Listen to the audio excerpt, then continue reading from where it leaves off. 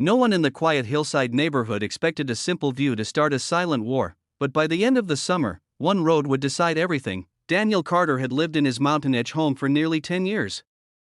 His backyard wasn't flashy or luxurious, but it had something priceless: tall cedar trees that framed the valley below. Every morning sunlight filtered through the branches, and every evening the wind moved softly through the leaves. For Daniel, those trees were more than landscaping.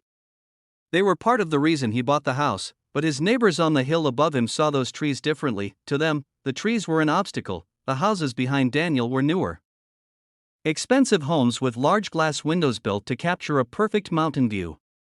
When those homes were built, the developers promised breathtaking scenery. But over time, Daniel's tall cedars grew even thicker, slowly blocking the panoramic view the new homeowners expected. At first the complaints were quiet. A neighbor casually mentioned trimming them, another suggested Daniel might consider removing a few of the taller ones. Daniel listened politely but always gave the same calm answer. The trees were healthy, on his property, and he had no plans to remove them. Weeks passed, and the topic faded, or so Daniel thought. One quiet morning, Daniel stepped outside with his coffee and froze. The ground behind his house looked wrong. Branches were scattered everywhere, the air smelled like fresh wood, and when he looked toward the property line, his heart dropped. 3 of his tallest cedar trees were gone, cleanly cut. Whoever did it had worked quickly, leaving nothing but raw stumps and silence. And standing there, staring at the empty sky where his trees once stood, Daniel realized something unsettling. This wasn't an accident. Someone wanted the view, and someone had decided his trees were in the way. But what they didn't realize was something far more important. The road behind Daniel's land, the one those homes used every single day, wasn't theirs, it was his, and that discovery would soon change the entire neighborhood.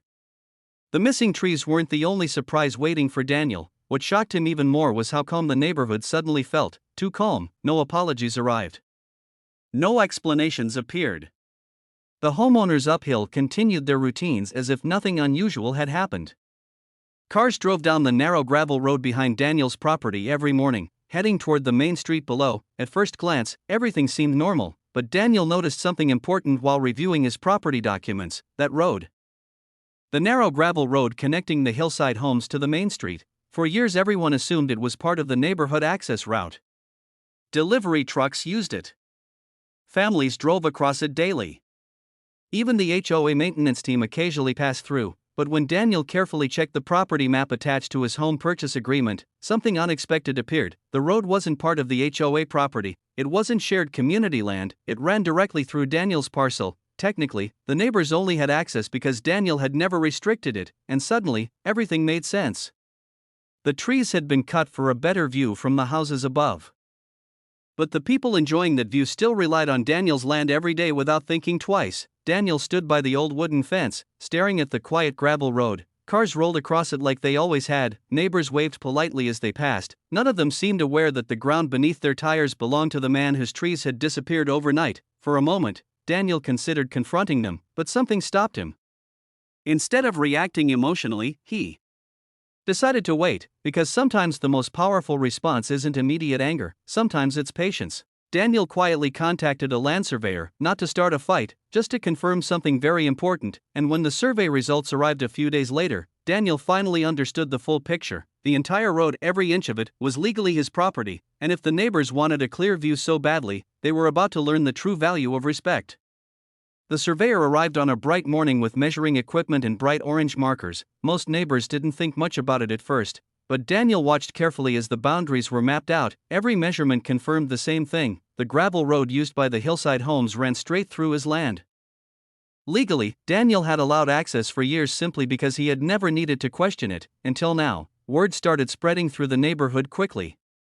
Curious residents stepped outside, whispering quietly while the survey crew worked along the edge of the road. By late afternoon, the orange boundary stakes formed a clear line, and that line told a story no one expected. Daniel owned the entire strip. Later that evening, Daniel received his first visit. 2 neighbors from the hill approached his porch with cautious smiles. They explained how important the view had become for their homes. They said the trees had grown too tall and must have been removed by mistake during a landscaping job. Daniel listened politely, but he noticed something missing from the conversation: an apology. Not once did they admit responsibility. Instead, they spoke about property value, scenery, and neighborhood improvements. They treated the missing trees like an inconvenience that had simply happened. Daniel nodded thoughtfully and thanked them for stopping by. Then he asked one quiet question: "Did anyone ask before cutting trees on my land?" The silence that followed said everything. The neighbors exchanged uncomfortable glances. Finally, they muttered something about confusion and quickly left. That night, Daniel walked down the gravel road slowly, studying the tire tracks in the dust. He wasn't angry anymore. He was thinking, because now he knew something the neighbors still didn't fully understand. Their beautiful hilltop homes had one practical route connecting them to the city below, that road, and that road belonged entirely to Daniel. By the next morning, construction trucks would begin arriving at his property, and the quiet hillside neighborhood was about to discover just how important that little gravel road really was. When the first construction truck arrived, the neighborhood noticed immediately. Workers stepped out carrying wooden posts, metal fencing, and survey maps. The activity along the gravel road caught the attention of nearly everyone living on the hillside. Daniel stood nearby, calmly observing as the crew reviewed their instructions. The plan was simple, but the impact would be enormous. Over the years, that narrow road had quietly become the lifeline for the homes above Daniel's property. School buses used it. Delivery vans relied on it. Even emergency vehicles preferred the route because it was the fastest path down the hill, yet very few people had ever asked who actually owned it. By midday, the workers began installing sturdy wooden posts along the road's edge. Curious neighbors slowly gathered near the property line. Someone finally asked the obvious question: "Daniel, what exactly are you building?" Daniel answered calmly: "A boundary." The word traveled through the group like a ripple. Another neighbor stepped forward, confusion written across his face. "But this road is for everyone."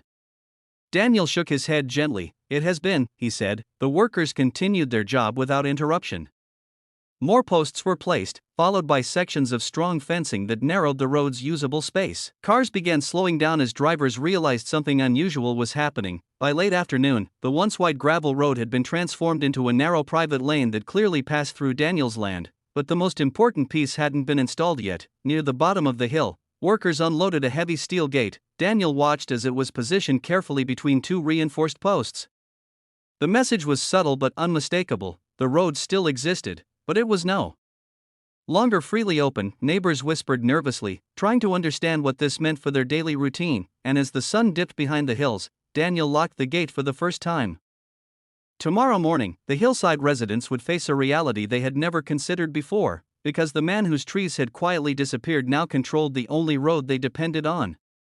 Morning traffic on the hill was usually predictable. Coffee cups in hand, residents drove down the gravel road toward work, school, and the city below. But this morning, the routine stopped abruptly. The steel gate stood firmly across the road. Cars lined up quickly as drivers stepped out, staring at the unexpected barrier blocking their usual route. Confused voices filled the quiet hillside air. Someone tried the gate. It didn't move. Within minutes, several neighbors walked down the road toward Daniel's property. The same people who once asked him to remove his trees now stood staring at the locked entrance. Daniel stepped outside calmly. "What's going on?" one neighbor asked. Daniel pointed gently toward the wooden boundary markers and the survey signs placed along the road. "This is private property," he explained. The group fell silent. Another neighbor tried to reason with him. "But everyone uses this road." Daniel nodded slowly. "Yes," he said. Everyone did. He reminded them of something they had overlooked when his trees disappeared without permission. Property ownership matters, respect matters. If someone crosses that line, the consequences can reach much further than expected. The neighbors realized something uncomfortable. Without Daniel's road, their alternative route required driving nearly 20 minutes around the mountain through a winding, poorly maintained road. School buses would struggle, delivery trucks might stop coming, emergency access would become slower. The inconvenience was immediate and undeniable. Finally, one homeowner asked the question no one wanted to admit: what would it take to reopen the road? Daniel didn't answer right away. Instead, he glanced up toward the hillside homes enjoying their now perfect valley view, the same view that appeared after 3 cedar trees vanished overnight. Then he spoke quietly. "First," he said, "we talk about the trees." And suddenly, the neighbors understood. The real conversation was only beginning. The meeting happened 2 days later. Word had spread quickly through the neighborhood that the road situation needed a solution. The HOA board organized a small gathering at the community hall, hoping to resolve the tension before the situation escalated further. Daniel arrived quietly and took a seat near the back. Across the room sat several homeowners from the hilltop houses. Their windows now enjoyed a clear valley view, but their daily commute had become much longer since the road closure. the HOA president cleared her throat and began the discussion carefully. "We're here to find a fair resolution," she said. Daniel listened patiently as several residents spoke about access, convenience, and community cooperation.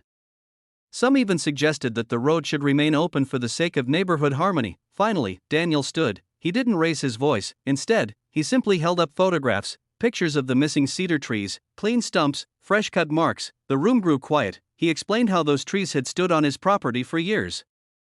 He described how they disappeared without permission, without discussion, and without a single apology. Then he reminded everyone of the survey results. The road, the land beneath it, and the gate all belonged legally to him. Daniel wasn't interested in revenge, but he was interested in fairness. He made one simple proposal. The neighbors responsible for cutting the trees would cover the cost of replacing them with mature cedar trees. They would also formally acknowledge Daniel's property rights moving forward. If that happened, the road would reopen. For a long moment, no one spoke. Then one homeowner slowly stood up and finally admitted what everyone already suspected: the trees had been removed to improve the view. But now the neighborhood faced a decision: respect the property they once ignored, or continue living with a closed road that changed everything. The agreement came faster than anyone expected. Once the truth was spoken aloud in the meeting room, the atmosphere shifted completely. The homeowners who had quietly benefited from the missing trees realized the situation had reached a turning point. Convenience had collided with responsibility, and responsibility finally won. Within a week, professional landscapers arrived at Daniel's property. Large trucks delivered mature cedar trees, carefully selected to match the ones that had been removed. Workers spent hours planting them along the property line, restoring the natural barrier that once framed the valley view. The hillside homes would still see the mountains, but the trees would grow again, slowly reclaiming the skyline. Just as important, the HOA board officially recognized Daniel's ownership of the gravel road. A written agreement ensured that access would continue with mutual respect moving forward. The steel gate remained in place, but now it stayed open. Neighbors who once passed through without thinking now waved respectfully when they drove by. The quiet understanding between them carried a different tone than before: not fear, not resentment, just awareness. Because sometimes the strongest boundaries aren't built with fences or gates, they're built with lessons. And Daniel's lesson had been simple: a beautiful view may seem valuable, but respect for someone else's property is worth far more. The hillside neighborhood slowly returned to its peaceful routine. The road stayed open, the trees grew stronger each season, and the story of the missing cedars became a reminder shared quietly among new residents. Some lessons travel further than anger ever could, and that was the final twist in this unbelievable HOA story. If you loved the drama, don't forget to like, subscribe, and drop a comment sharing your thoughts. It really helps this channel grow.